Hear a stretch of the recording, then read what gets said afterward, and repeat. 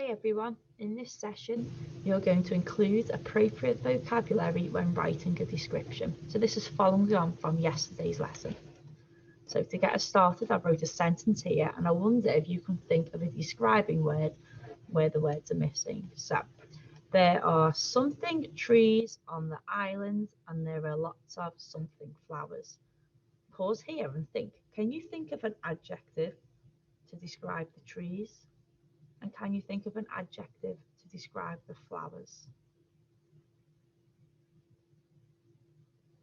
Okay, so my example are, there are something trees. I'm going to say the trees are pretty tall. So there are tall trees on the island and there are lots of, I'm going to use the word pretty. There are lots of pretty flowers. You might have had the same, you might have had different.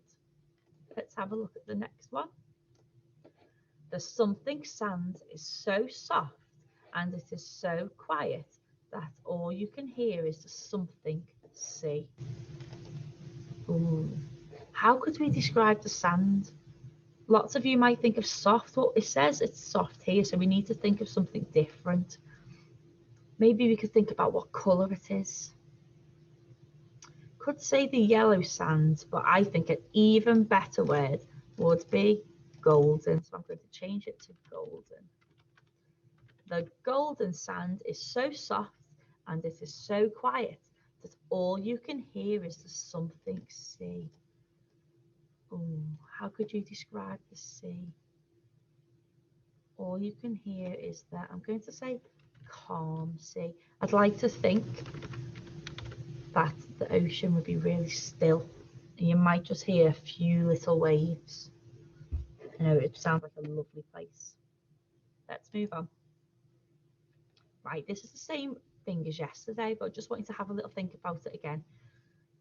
Yesterday we were thinking about describing words and maybe describing the animals, but not just what they looked like, but how they moved and behaved. So you might have thought of some the same, you might have thought of anything different. If you didn't do it yesterday, you can pause the video now and have a little think. Look at the animals in the pictures. How would you describe them? I'm going to start over here. And I've said the words big yellow beak. What animal do you think I'm talking about? Do you think it's this one? No, it's of course this one. So this bird has a big yellow beak. I've got two adjectives there describing the animal. Over here I've said tall green trees. We know the trees are tall on the island. Over here, something I didn't spot straight away. If you look closely, there's a pair of glowing eyes underneath the tree.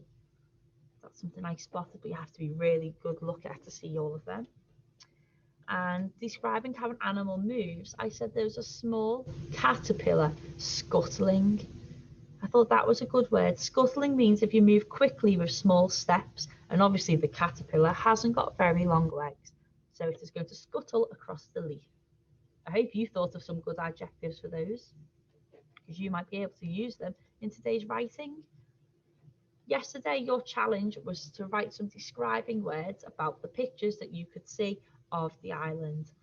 I finished mine off yesterday and this is what I got. So I said there was crashing waves.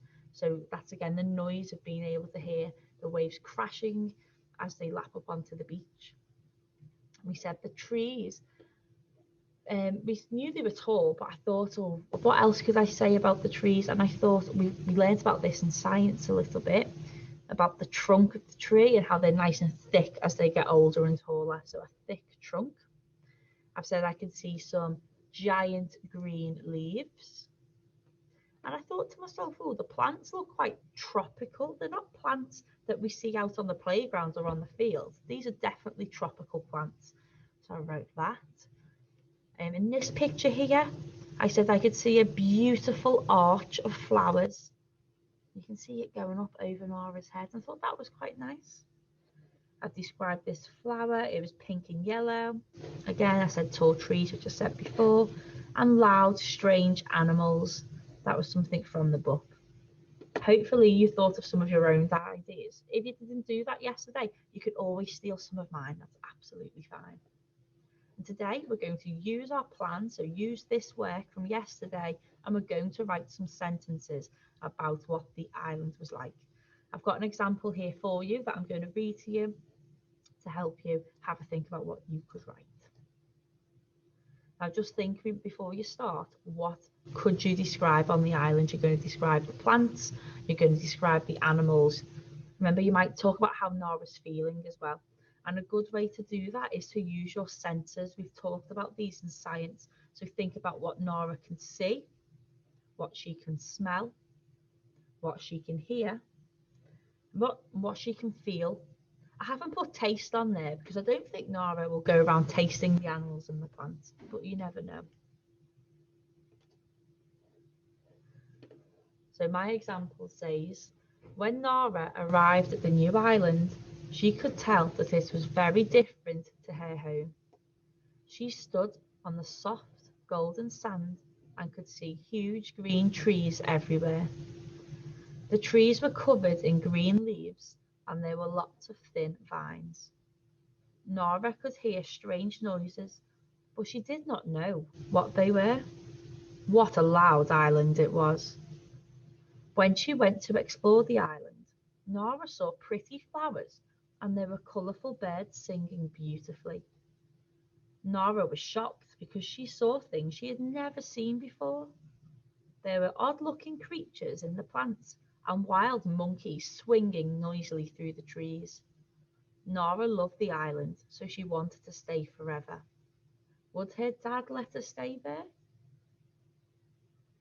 Okay, so that's my example of what a good description might be like. Let's have a look at what things we need to have a good description. So neat handwriting. Obviously, I've cheated a little bit because mine's on the computer, but I know your handwriting has been absolutely fantastic recently. So keep up that good work. Slow down. Make sure your tall letters are tall and your descenders and your monkey's tails are underneath the line and you're doing them properly. Capital letters.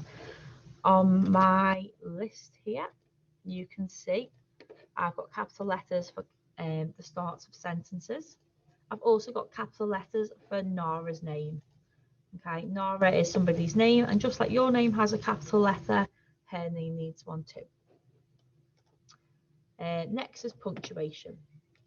So I've got full stops at the end of my sentences. I've also used a question at the end. Year 2, you can have a go at doing this if you want to. So it's a rhetorical question. So I've just put, would her dad let her stay? That's a good way of using a question in your sentence. You could use it somewhere else. You could say, what was all the noise? Remember, a question is something that we'd usually answer. I've also used an exclamation sentence here. What a loud island it was. Again, year 2, you can have a go at doing this. An exclamation sentence, when you exclaim something, it has to start with what or how. So you might say, how lovely, or what a beautiful island it was. You can use mine if you want to, or have a go at thinking of your own. But if not, just use your full stops. That's absolutely fine. Finger spaces, we all know we should be using them now. Not too big, not too small, just the right size for your writing.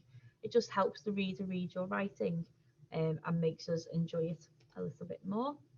Adjectives, you know, we're describing what the island looks like and what we can hear and see. So the more adjectives you use, and remember, try to use the very best adjectives you can. You don't always just have to use big and small. Try and think of some different words that mean the same thing, and it'll make your reading so much more exciting and interesting to read, and it'll be really nice for the reader. And I've put ands there for year 1, those conjunctions, but remember year 2, you can use a range of different conjunctions. So I've got and here to extend my sentence.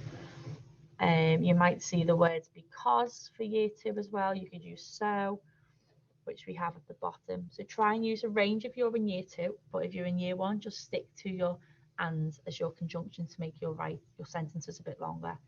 I hope that helps. Remember, you can go back and read the story as much as you want to and look at the pictures. Use your plan from yesterday, and I'm sure you'll write a really good description. I can't wait to see your writing.